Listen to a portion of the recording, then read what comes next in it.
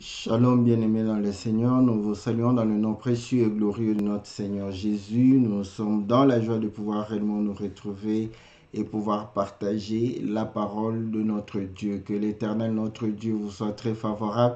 Que l'Éternel puisse vous accorder réellement ses faveurs. Que l'Éternel puisse vous donner ce qui est nécessaire à la vie de tous les jours. Que notre Dieu puisse véritablement accorder à chacun de nous la grâce et la bonté que le Seigneur a pu réserver à tout un chacun de nous. Que Dieu soit loué, que Dieu soit célébré, lui qui vit et règne dans le siècle du siècle. Nous sommes dans la joie de pouvoir réellement communier et nous prions afin que la main de l'Éternel vous soit favorable, une main qui vous bénit, une main qui vous protège, une main qui vous donne la victoire, une main qui vous soutient afin que vous puissiez véritablement bénéficier de l'amour de notre Seigneur. Soyez bénis dans le nom précieux et glorieux de notre Seigneur Jésus. C'est votre émission Que la Bible parle, une émission qui vous est présentée tous les mercredis à partir de 20h, une émission qui répond à vos questions, à vos préoccupations, une émission qui nous permet de pouvoir réellement comprendre la parole de Dieu et vivre cette parole par la grâce de notre Seigneur Jésus. Voilà pourquoi nous réunissons chaque mercredi au travers réellement le net. Nous croyons que Dieu nous sera très très favorable. Salutations à tous nos bien-aimés, salutations à tous ceux qui sont fidèles à cette émission, salutations à tous ceux qui pratiquent réellement la justice et qui aiment la justice, qui élèvent le nom de notre Seigneur Jésus. Où que vous soyez, que l'Éternel vous soit très favorable, que l'Éternel vous bénisse, que l'Éternel puisse réellement vous accorder toutes les bonnes choses que vous espérez, qu'il puisse exaucer la prière de votre cœur. Voilà, c'est votre serviteur, le pasteur Philippe Mukenge, et nous sommes là pour pouvoir apporter la lumière, nous sommes là pour pouvoir réellement apporter l'éclairage selon les Écritures, car nous croyons que si l'émission s'intitule Que la Bible parle, que les Écritures puissent soutenir les paroles, les réponses que nous donnons. Voilà, aujourd'hui, nous allons répondre à notre sœur Priska Kalenga qui nous a posé la question de pouvoir savoir quand quelqu'un croit à la bonne parole, à la parole de Christ, à la parole enseignée telle qu'enseignée par les apôtres.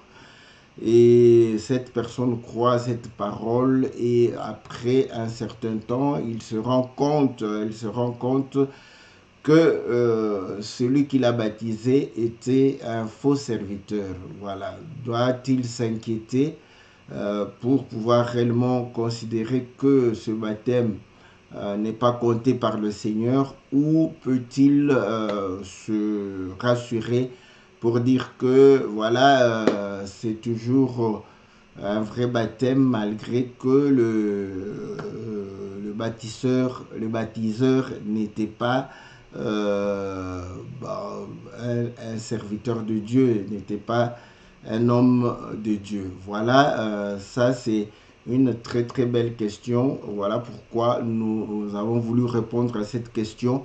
Et je crois que ça peut être une préoccupation de tout un chacun de nous. Voilà, que le Seigneur vous soit très très favorable, que le Seigneur vous bénisse, que le Seigneur puisse vous accorder toutes les bonnes choses, l'entendement des disciples, afin que vous puissiez écouter comme écoutent les disciples. Salutations à tous les bien-aimés qui sont fidèles à cette émission, qui nous soutiennent au travers de leur participation. Que le Seigneur se souvienne de vous, que le Seigneur vous bénisse, que le Seigneur puisse réellement vous accorder toutes les choses qui sont nécessaires à la vie de tous les jours, et qu'il puisse vous accorder tous les dons nécessaires pour votre épanouissement spirituel dans le nom puissant et glorieux de notre Seigneur Jésus. Ok, sans plus tarder, nous allons lire les Écritures. Le Seigneur va recommander, il va pouvoir donner l'ordre. Donc, c'est pour pouvoir réellement répondre. C'est bien. La question de notre sœur Priska Kalenga est une question réellement typique. C'est-à-dire que, en fait, la réponse n'est pas par rapport à ce que vous ressentez. Parce que parfois, les gens peuvent dire que non, voilà, mon esprit est calme, je ne m'inquiète pas, c'est que, voilà, je suis dans l'ordre. Ce n'est pas le ressenti, c'est la parole de Dieu qui doit réellement convaincre. C'est ça, ce qui fait la différence entre ceux qui conduisent leur vie par leur propre autorité et ceux qui se laissent conduire par le Saint-Esprit.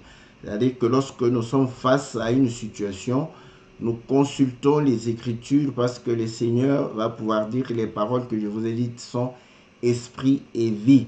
Et ces paroles ont été écrites pour que nous puissions nous instruire. Et dans le livre de Proverbes, il est dit que Dieu a mis par écrit pour que nous puissions tirer des réflexions et pouvoir réellement avoir de l'intelligence.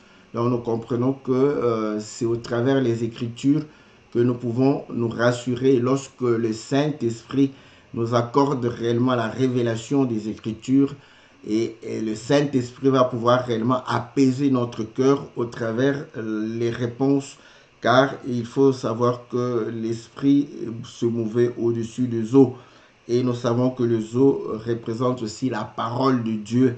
Voilà pourquoi nous comprenons que l'Esprit ne peut que se mouvoir sur sa propre parole. Et c'est l'exemple de Corneille qui a reçu le Saint-Esprit lorsque il a reçu la parole, n'est-ce pas, de Dieu au travers la bouche de son serviteur, l'apôtre Pierre. Donc nous comprenons une chose, que ce qui peut nous rassurer, c'est les Écritures, l'explication des Écritures au travers réellement le Saint-Esprit. Donc voilà pourquoi nous allons répondre en nous appuyant sur les Écritures. Nous prenons l'Écriture où le Seigneur est en train de mandater ses disciples. Nous sommes dans le livre de Matthieu chapitre 28 au verset 19. Il leur... je peux commencer même au verset 18. Jésus s'étant approché, leur parla ainsi: tout pouvoir m'a été donné dans le ciel et sur la terre. Allez, faites de toutes les nations des disciples, les baptisant au nom du Père, du Fils et du Saint-Esprit, et enseignez-leur à observer tout ce que je vous ai prescrit. Et voici, je suis avec vous tous les jours jusqu'à la fin du monde. Donc, le Seigneur donne le mandat. Et le Seigneur est la vérité. Le Seigneur dit: je suis la vérité, la lumière et le chemin. Donc nous comprenons que le Seigneur est la vérité. L'Écriture dit que la loi est venue avec Moïse, la grâce et la vérité sont venues avec Jésus. Donc nous ne doutons point que Jésus est la vérité. Donc étant la vérité, il dit que tout pouvoir m'a été donné. En vertu de ce pouvoir, il va pouvoir mandater les disciples pour leur dire d'aller, n'est-ce pas, et de baptiser, de pouvoir réellement faire de toutes les nations les disciples en leur enseignant à absorber tout ce que je vous ai prescrit. Donc nous comprenons que il est vrai, il est dans la vérité, il mandate, et il y a plusieurs écritures aussi. Je peux lire l'écriture de Jean chapitre 20, je ne sais pas si c'est le verset 20 aussi. Donc, il dit, verset 22 plutôt, il dit: après ces paroles, non, attendez, voilà, verset 21, Jésus leur dit de nouveau: la paix soit avec vous, comme le Père m'a envoyé, moi aussi je vous envoie. Donc, ils ont été mandatés par le Seigneur les a envoyés. Donc, et nous savons qu'il les a envoyés pour baptiser. Donc nous comprenons que lorsque le Seigneur envoie quelqu'un pour pouvoir baptiser, ces gens sont dans la vérité parce que le Seigneur, n'est-ce pas, est vérité. Et voilà pourquoi dans Jean 17, il va pouvoir dire ceci au verset 15. Je ne te prie pas de les ôter du monde, mais de les préserver du mal. Ils ne sont pas du monde, comme moi je ne suis pas du monde. Sanctifie-les par ta vérité. ta parole est la vérité. Donc, vous voyez, ils sont dans la vérité. Ils demandent que Dieu puisse les sanctifier par la vérité qui est la parole de Dieu. Ce n'est pas pour eux seulement que je prie, mais encore pour ceux qui croiront en moi par leur parole. Donc ici, le Seigneur va faire la prière par rapport à tous ceux qui vont croire en lui par les paroles des apôtres. Voilà pourquoi, dans le livre d'Éphésiens, au chapitre 2, il est écrit ceci, au verset 20. Vous avez été édifiés sur le fondement des apôtres et des prophètes, Jésus-Christ lui-même étant la pierre angulaire. Donc nous comprenons que nous sommes fondés, n'est-ce pas, sur les enseignements des prophètes et des apôtres. Donc tout celui qui croit en Jésus, selon que les apôtres ont enseigné, est dans la vérité.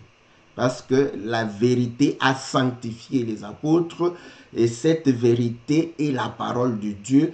Et c'est en vertu de cette vérité que les apôtres ont parlé et tous ceux qui croient en Christ au travers les paroles des apôtres sont dans la vérité. Voilà pourquoi nous avons toujours dit que si vous ne croyez pas aux paroles des apôtres, vous n'êtes pas dans la vérité. Voilà pourquoi tous ceux qui, voilà, parce qu'ils ont vécu l'émancipation de la femme et trouvent les qualités, parce que les femmes ont beaucoup de qualités. Hein.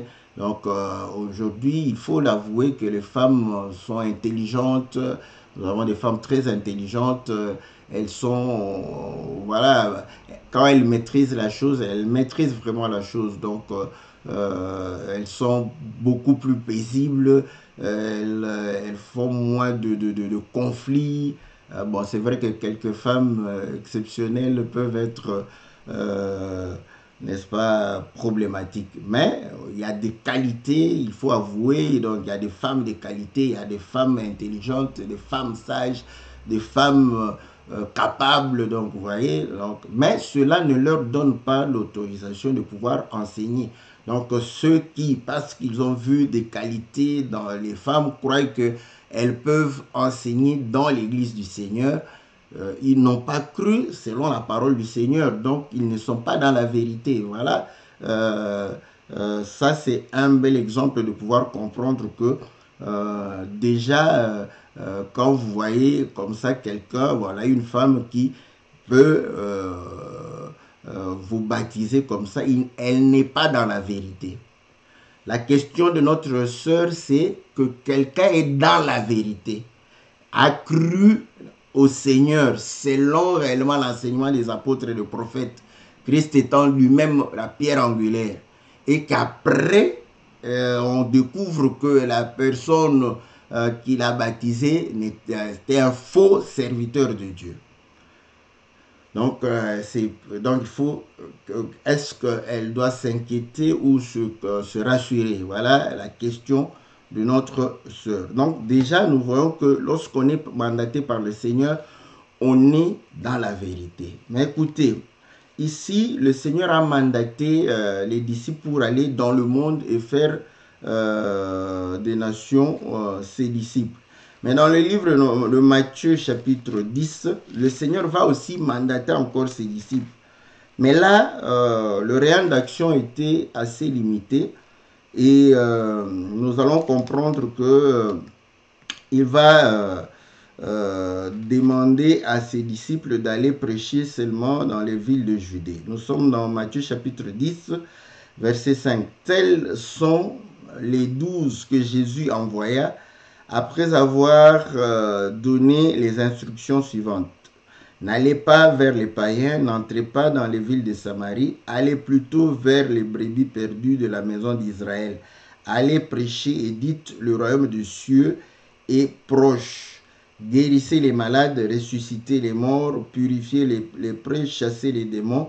Vous avez reçu gratuitement, donnez gratuitement. Donc vous voyez que ici nous voyons encore que celui qui est dans la vérité, il est vrai, il est dans la vérité. Il a tout le mandat, car tout pouvoir lui a été donné par le Père. Donc, il va les mandater pour pouvoir aller prêcher la parole. Et ici, nous voyons qu'ils étaient tous 12. Donc, y compris Judas. Voilà. Mais qui est Judas? Nous allons lire dans Jean chapitre 6. Jean chapitre 6 au verset 70 ou 70 et 71 ou 71. Il est dit ceci. Jésus leur répondit, n'est-ce pas moi qui vous ai choisi, vous les 12? L'un de vous est un démon. Il parlait de Judas Iscariote, fils de Simon, car c'était lui qui devait le livrer, lui, l'un de 12. Donc, vous voyez que parmi ceux qui ont été mandatés par le Seigneur, il y a eu Judas. Mais Judas, le Seigneur dit que c'est un démon. Donc, il est faux. Voilà. Et il va confirmer encore dans la prière qu'on appelle prière sacerdotale, dans Jean 17, il dit ceci, au verset 11, « Je ne suis plus dans le monde et ils sont dans le monde. Je vais à toi, Père Saint, garde en ton nom ceux que tu m'as donnés, afin qu'ils soient un comme nous. Lorsque j'étais avec eux dans le monde, je les ai gardés en ton nom. J'ai gardé ceux que tu m'as donnés, et aucun d'eux ne s'est perdu, sinon le fils de la perdition, selon que l'écriture fut, afin que l'écriture fût accomplie. » Donc, vous voyez que Judas était le fils de la perdition. Parmi les 12, il y avait un fils de la perdition. Donc, 11 qui étaient fils de Dieu, n'est-ce pas, fils de la promesse. Un était fils de la perdition. Le Seigneur a choisi. Bon, lui, il le savait bien avant. Il n'était pas surpris. Il savait. Mais les autres ne savaient vraiment pas que celui-là était fils de perdition. Donc, pour eux, c'était un collègue. C'était un apôtre comme eux. Mais bon, à un certain moment, ils ont commencé à constater qu'il volait dans la caisse. Donc, voilà, ils espéraient peut-être que, voilà, il allait être réprimandé par le Seigneur et cesser de pouvoir voler. Donc, quand ils ont été choisis, personne ne pouvait imaginer que celui-ci est fils de perdition, c'est un démon, qu'il va commencer à voler. Mais c'est en cours de temps, n'est-ce pas, la suite du temps, qu'ils vont constater que notre collègue, c'est un voleur. Donc, rappelez-vous quand le Seigneur on lui a répandu le parfum et que lui disait qu'on devrait acheter, vendre et donner aux pauvres. Donc, il a été établi qu'il manifestait sa nature qui était contraire à la nature des autres. Donc, Judas a été mandaté. Dans le livre de Luc, chapitre 10, le Seigneur va encore envoyer. Bon, là, il va envoyer les 70 disciples qui, généralement, étaient avec lui. Je lis le verset 1. Après cela, le Seigneur désigna encore 70 autres disciples et les envoya 2 à 2 devant lui dans toutes les villes, dans tous les lieux où lui-même devait aller. Maintenant, je prends le verset 17. Les 70 revinrent avec joie, disant, Seigneur, les démons même nous sont soumis en ton nom. Jésus leur dit, je voyais Satan tomber du ciel comme un éclair. Voici, je vous ai donné le pouvoir de marcher sur les serpents et sur les scorpions et sur toute la puissance de l'ennemi. Rien ne pourra vous nuire. Cependant, ne vous réjouissez pas de ce que les esprits vous sont soumis, mais réjouissez-vous de ce que vos noms sont écrits dans les cieux. Voilà.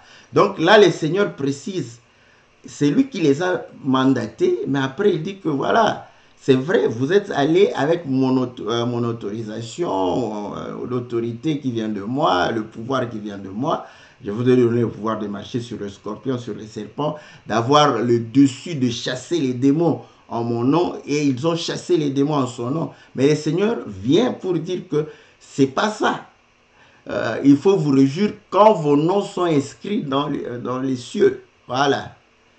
Donc là, nous comprenons que ceux qui reçoivent le mandat de la part du Seigneur qui est vérité et qui est dans la vérité, qui a mandaté les apôtres et que nous croyons à la parole des apôtres, voilà pourquoi notre foi est basée sur les enseignements des apôtres et des prophètes. Ainsi, chaque fois que nous prêchons, nous vous demandons, comme les disciples de Bérée, de vérifier les Écritures pour pouvoir savoir si ce que nous disons est conforme aux Écritures.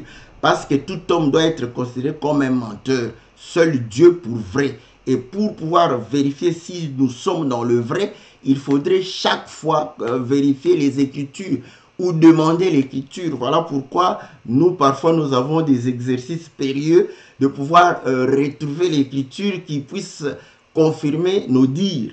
Donc, parfois, nos propres frères nous sont durs pour pouvoir exiger une écriture. Donc, c'est là où nous disons, c'est bien pour nous rassurer que nous sommes dans le vrai et que nous prêchons ce qui est juste. Voilà pourquoi il est dit aux dispensateurs, il leur est demandé de pouvoir être fidèles, n'est-ce pas? Fidèles au Seigneur, fidèles à ce qui a été enseigné, n'est-ce pas? Je suis dans 1 Corinthiens chapitre 4, verset 1. Ainsi qu'on nous regarde comme des serviteurs de Christ, des dispensateurs du mystère de Dieu. Du reste, ce qu'on demande des dispensateurs, c'est que chacun soit trouvé fidèle. Voilà. Donc, nous devons être fidèles aux paroles de Christ, pas aux paroles des hommes. Voilà pourquoi, donc, quand un homme nous dit que non, voilà, il faut passer par Marie, qui a porté Jésus pendant 9 mois et l'a enfanté et l'a éduqué, il faut passer par elle pour que la prière soit entendue. Vous pouvez vérifier les Écritures, vous ne verrez jamais cette recommandation. Par contre, on a un exemple de Adonija qui, lorsque Salomon était roi, va faire la demande, au lieu de demander directement à Salomon. Et là, vous savez que dans le symbolisme, Salomon roi, le Seigneur Jésus dit que ici, il y a plus que Salomon. Donc, il parle du Seigneur Jésus. Et nous savons que lorsque le Seigneur Jésus est sur son trône, comme on dit, assis à la droite de Dieu, il est allé sur le trône. Donc là, nous comprenons que la maman de Salomon, donc on peut dire que c'est Marie. Adonija a eu peur d'adresser directement la parole à Salomon. Il va adresser la parole à la mère de Salomon pour dire que si la mère pouvait demander à Salomon qu'on lui donne la femme qui était en train de réchauffer David quand David était vieux et malade. Écoutez, lorsque la maman de Salomon a demandé à Salomon, c'était la mort d'Adonija. Il a signé sa propre mort. Donc cet exemple va à l'encontre de ce que les hommes peuvent nous dire. Voilà, ça sont des éléments qui vérifient si nous sommes dans le vrai. Vous allez comprendre que on dit que le sacerdoce lévitique a été remplacé par le sacerdoce royal, selon l'ordre de Melchisédek. Dans le sacerdoce lévitique, on oignait avec de l'huile, n'est-ce pas? Et puis cette huile n'était pas une huile d'une simple composition. La composition, nous la connaissons. Mais quand le Seigneur est venu, il a été oint parce qu'il est selon l'ordre de Melchisédek, mais on n'a pas vu d'huile. Donc c'est le Saint-Esprit qui oint le Seigneur.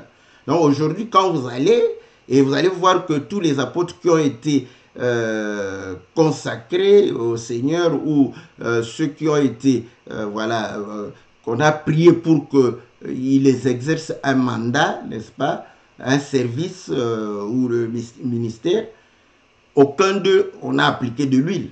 Donc voilà, quand les gens appliquent de l'huile, ils ne sont pas fondés sur les enseignements des apôtres, et de prophètes. Donc, ils anéantissent la puissance du Saint-Esprit pour pouvoir réellement prendre l'huile. Et là, déjà, quelqu'un dans le faux. Donc, quand quelqu'un est dans le faux, tout ce qu'il fait est faux. Voilà. Mais maintenant, quand quelqu'un est... Vous vérifiez tout est vraiment correct. Donc, nous avons l'exemple de Judas qui a été choisi par le Seigneur lui-même. Et le Seigneur l'a mandaté. Donc, quand il agit au nom du Seigneur. Voilà. Mais lui-même est faux. Voilà. Lui-même est faux, mais il agit au nom du Seigneur. Donc, je vais lire encore, je crois, dans le livre de Jean, chapitre, je ne sais pas si c'est chapitre 5, lorsque le Seigneur, attendez, si, je ne sais pas si c'est Jean.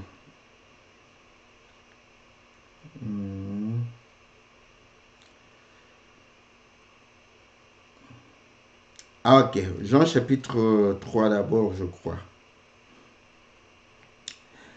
Je suis au verset 25.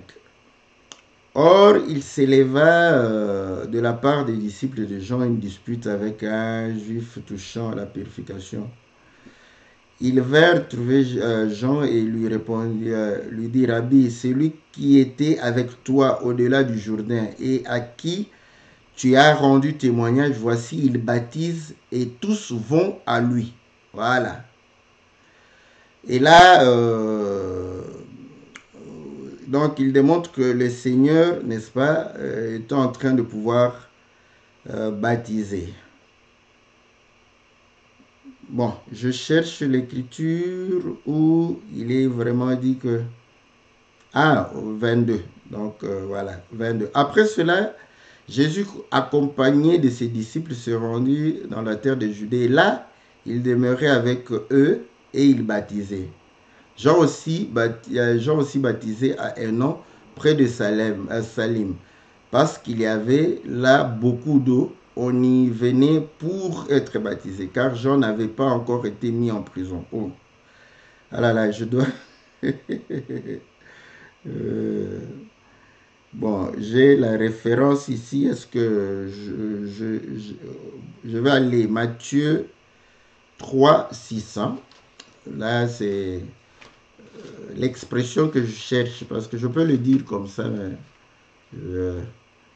voilà. Matthieu 3, 6, qu'est-ce qui est dit là-bas? Confesser leurs péchés, il avait beaucoup. Terme après, voilà. Laissez,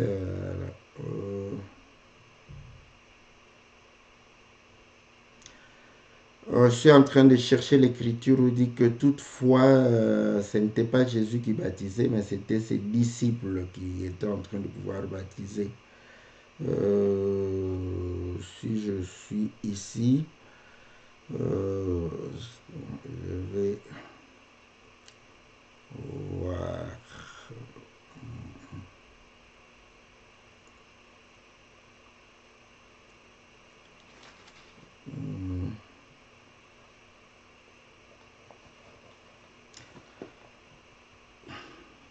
Donc, bon, je ne trouve pas encore l'écriture.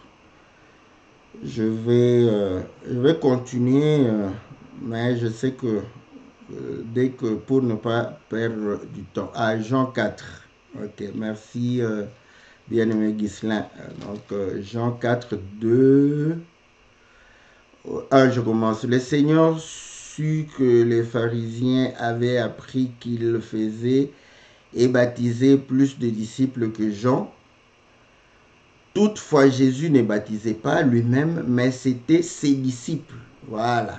Donc, c'est important. Vous voyez, c'est un petit verset que j'ai voulu nécessairement lire. Parce que là, vous allez voir ses disciples. Donc, Judas Iscariote, qui est faux, qui est un fils de perdition, un démon, nous pouvons dire un faux apôtre. Mais personne ne le sait. Baptisé aussi. Voilà. Mais il baptisait avec l'autorisation du Seigneur Jésus. Voilà. Merci. Donc, vous voyez que c'est l'exigence de l'Écriture. Donc, vous allez comprendre que quand le mandat est donné, c'est bon. Maintenant, aujourd'hui, l'évangile s'est perpétré. Et aujourd'hui, l'évangile nous arrive. Et nous croyons que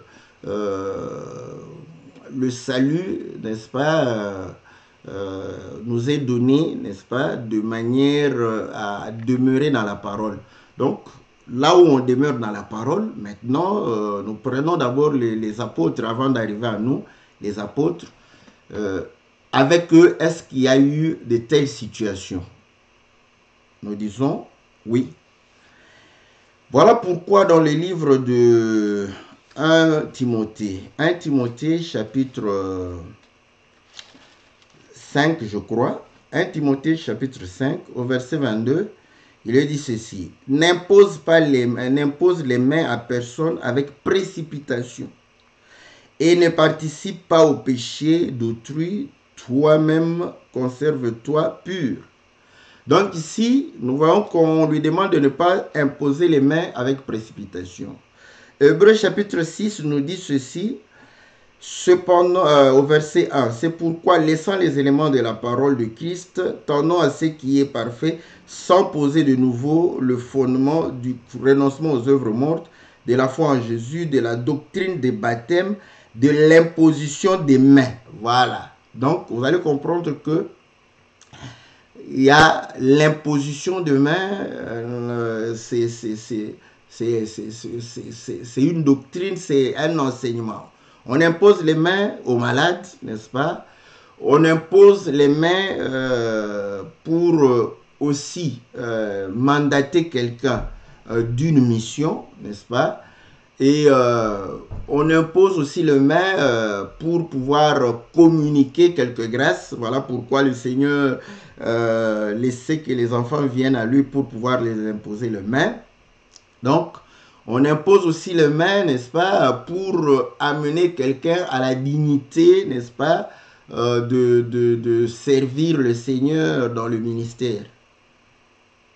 Donc, vous pouvez placer, mais ce qui nous intéresse, c'est le serviteur, celui qui est dans le ministère. Donc ici, Paul est en train de démontrer que Timothée ne devrait pas imposer précipitamment les mains. Pourquoi il ne devrait pas imposer précipitamment les mains? Il va le justifier au verset 24. Les péchés de certains hommes sont manifestes, même avant qu'on les juge. Tandis que chez d'autres, il ne se découvre que dans la suite. Voilà. Vous voyez? Donc, même à l'époque de Pierre et de Paul, certains hommes, leur péché, n'est-ce pas, se manifestait dans la suite. Mais d'autres, voilà, le péché est directement, voilà, son péché manifeste. Je donne le cas parce qu'il faut parler avec les exemples. Nous sommes dans Actes chapitre, je ne sais pas si c'est combien encore, Actes chapitre 8, voilà, Actes chapitre 8, la Bible dit ceci, je commence au verset 17. Alors Pierre et Jean leur imposèrent les mains. Ils reçurent le Saint-Esprit. Donc, vous connaissez l'histoire, Philippe est allé prêcher et les gens ont reçu le baptême, mais ils n'avaient pas reçu encore le Saint-Esprit. La Bible dit ceci au verset 18. Lorsque Simon vit que le Saint-Esprit était donné par l'imposition des mains des apôtres, il leur offrit de l'argent en disant: accordez-moi aussi ce pouvoir afin que celui à qui j'imposerai les mains reçoive le Saint-Esprit. Mais Pierre lui dit: que ton argent périsse avec toi, puisque tu as cru que le don de Dieu s'acquérait à prix d'argent. Il n'y a pour toi ni part ni lot dans cette affaire, car ton cœur n'est pas droit devant Dieu. Répands-toi donc de ta méchanceté et prie le Seigneur pour que la pensée de ton cœur te soit pardonnée, s'il est possible. car je vois que tu es dans un fiel amer et dans le lien de l'iniquité. Simon répondit, priez vous-même le Seigneur pour moi, afin qu'il ne m'arrive rien de ce que vous avez dit. Donc, on comprend que quand ils sont venus, Simon avait cru. Au verset 13, Simon lui-même, je vais lire, bon, vous connaissez qu'il était un magicien là. Donc, au verset 13, Simon lui-même crut et après avoir été baptisé, il ne quittait plus Philippe. Il voyait avec étonnement les miracles et les grands prodiges qui s'opéraient. Donc, vous voyez, il avait cru. Parce que être faux, il y a deux façons d'être faux. Il y en a qui, dès le départ, il n'a pas cru, il se faufile. D'autres ont cru, il a cru. L'Écriture dit qu'il a cru, il avait cru. Mais vous voyez comme, voilà, dans la parabole de sémère, on nous dit que, voilà, parfois, la sémence tombe parmi les épines. Donc, la séduction et l'amour de l'argent, le pouvoir, tout ça, ça peut empêcher, étouffer. Voilà. L'homme a cru. Il a été parmi les gens. Il s'attachait à Philippe. Philippe pouvait savoir que donc, ça c'est un bon disciple. Mais son péché a été vite manifesté parce que lorsqu'il a vu que les autres ont reçu le Saint-Esprit par l'imposition des mains des apôtres, il a voulu avoir ce pouvoir-là et avec de l'argent. Directement, on lui dit, voilà, son péché manifeste. Mais par contre, vous allez comprendre que d'autres, le péché n'est pas directement manifeste comme ça. On ne sait pas distinguer si c'est un faux ou c'est un vrai. Donc, nous lisons dans 1 Timothée, c'est 2 Timothée. 2 Timothée chapitre 2, au verset 14. Rappelle ces choses en conjurant devant Dieu qu'on évite des disputes de mots qui ne servent qu'à la ruine de ceux qui écoutent.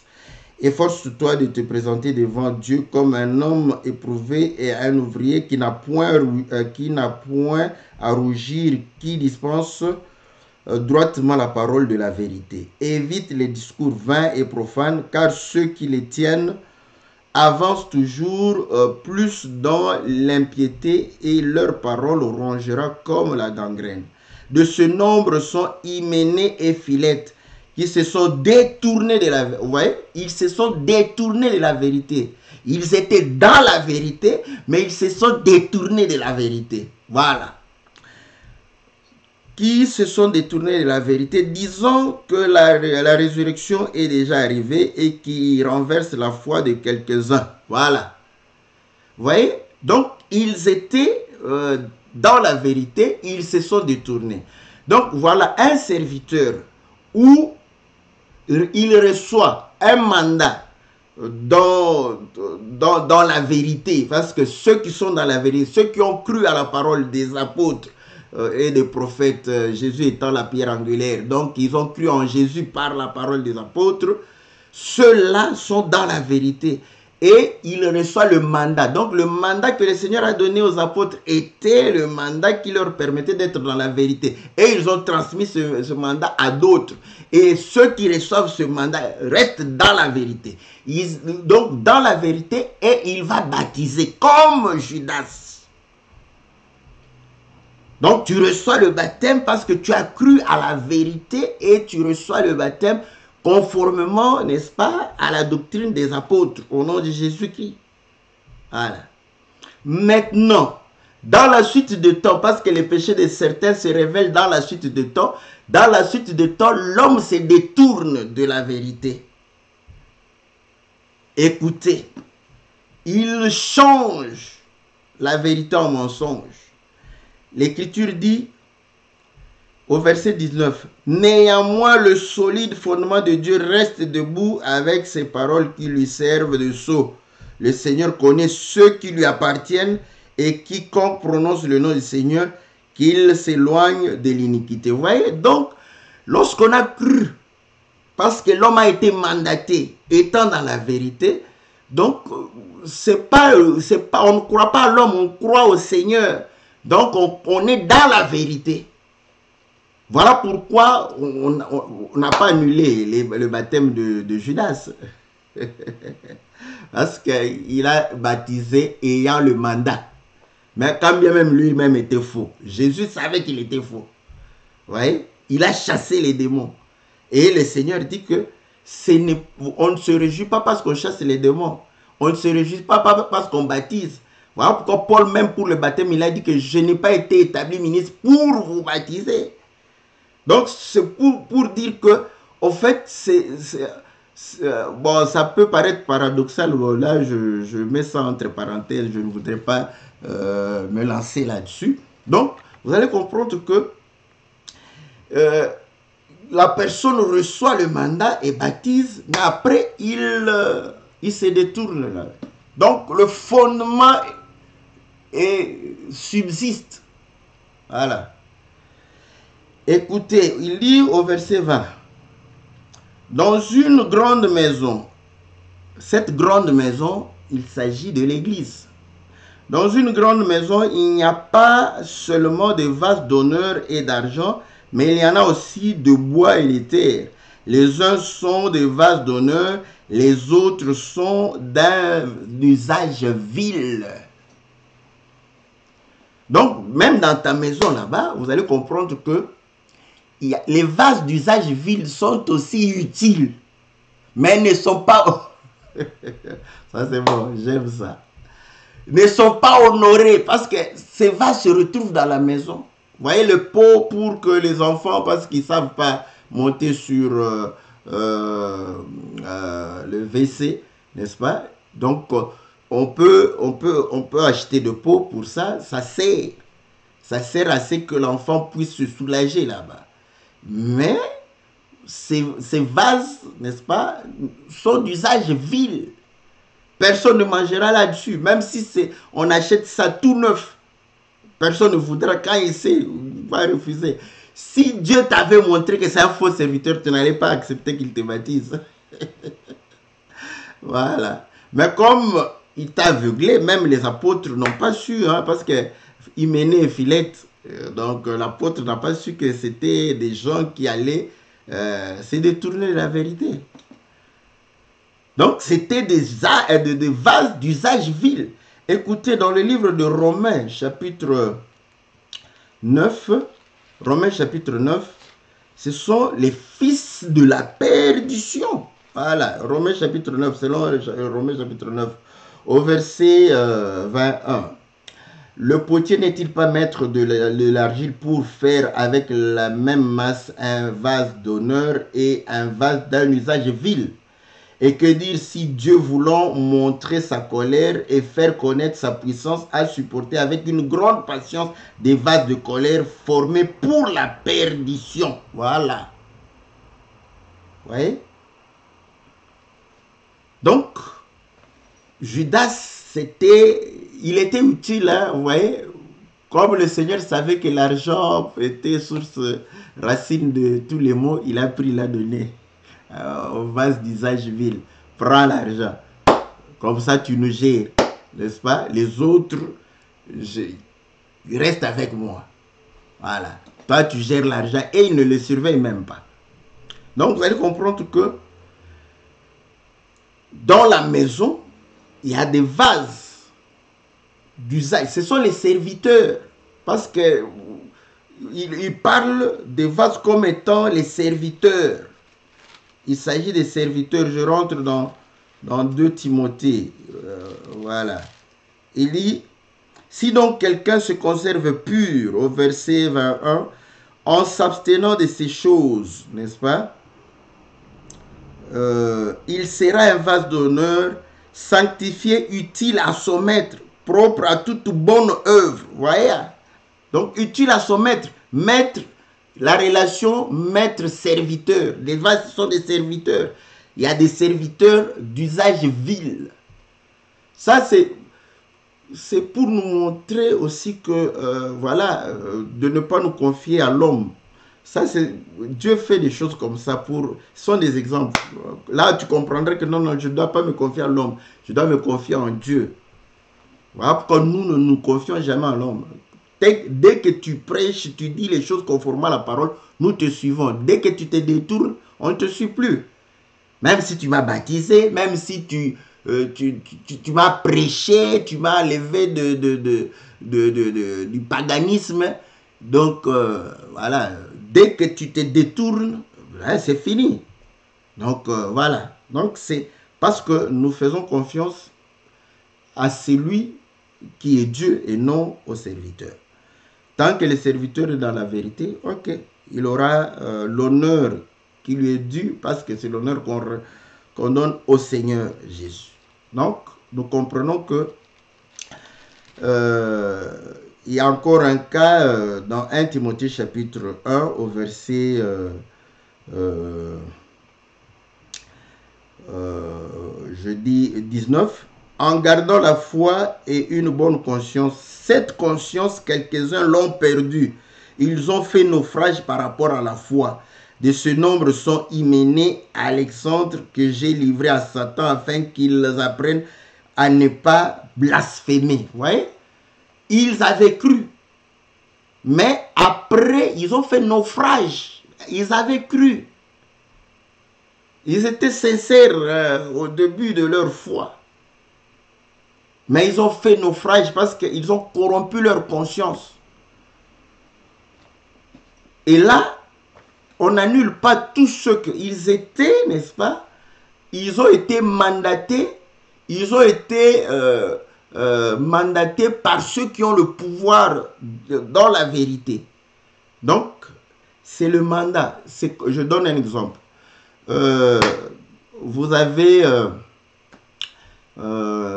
voilà, par exemple, un juriste, n'est-ce pas? Bon, il a de faux diplômes, tout ça, mais il est engagé, n'est-ce pas, dans une société, correctement engagé. Voilà. Et on l'envoie quelque part pour représenter la société. Il va représenter la société, engager la société. Et après, on découvre que bon, c'est un faux juriste. La société portera la responsabilité de cela. Donc, vous voyez, s'il avait respecté les directives de la société continuera à respecter cet engagement, mais il va le virer. Donc, ça, c'est... Même chez les hommes, on comprend que si le monsieur...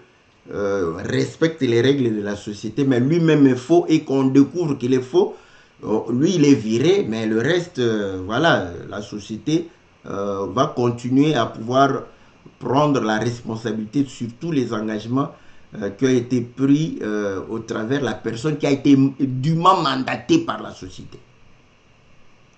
Donc, vous allez comprendre que le baptême est faux quand l'homme est dans la fausseté, il n'est pas dans la vérité. Donc, quand il donne le baptême là est faux parce qu'il est dans la fausseté, le baptême est faux. Donc, voilà pourquoi le baptême dépend de la foi, de l'enseignement. Si l'enseignement est faux, l'enseignement fausse le baptême. Que tu le veuilles ou non, l'enseignement fausse le baptême. Maintenant, si l'enseignement est faux, mais c'est un fils de Dieu qui s'est embourbé pendant un temps dans une société de faussaires, donc il va pouvoir prendre des engagements qui sont faux. Mais lui peut un jour découvrir que non, ce sont des fossoyeurs, je ne sais même pas si ce sont fossoyeurs, faussaires ou quoi. Donc, des hommes qui sont dans la fausseté, ils quittent là-bas et ils découvrent la vérité et il arrive dans la vérité et Dieu peut lui faire grâce s'il a l'amour de Dieu et tout ça et il trouve la vérité. À ce moment-là, vous allez comprendre que il va pouvoir réellement voilà, continuer à servir le Seigneur. Maintenant, cet exemple, je le prends pourquoi? Parce que Apollos, qui ne connaissait que le baptême de Jean-Baptiste. Donc, quand il enseignait, il baptisait les gens du baptême de Jean-Baptiste. Mais lorsque lui-même a découvert que le baptême était au nom de Jésus, il va pouvoir commencer à baptiser au nom de Jésus. Maintenant, Paul va rencontrer les gens qui étaient baptisés au nom du baptême de Jean. Mais bon, prenons que ces gens-là ont été enseignés par Apollos. Le fait qu'Apollos est un vrai serviteur de Dieu ne rend pas le baptême-là un baptême qui soit conforme à la foi, n'est-ce pas, de l'enseignement des apôtres. Donc, là, vous voyez que quand bien même s'ils avaient dit que c'est Apollos qui nous a baptisés, ils allaient être baptisés parce que le baptême au nom de Jésus, c'est ce baptême qui nous donne la capacité, n'est-ce pas, de pouvoir recevoir le pardon de nos péchés et de recevoir le Saint-Esprit. Donc voilà,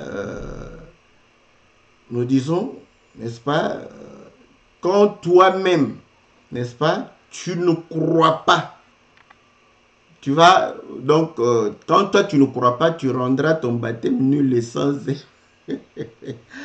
Matthieu 13, lorsque les pharisiens venaient pour le baptême, mais puis Jean-Baptiste va dire, produisez les fruits dignes de la repentance. Donc voilà, le baptême n'a pas d'effet lorsqu'on n'est pas dans la vérité et lorsque la personne qui te baptise n'est pas dans la vérité, lorsque toi-même tu n'as pas cru.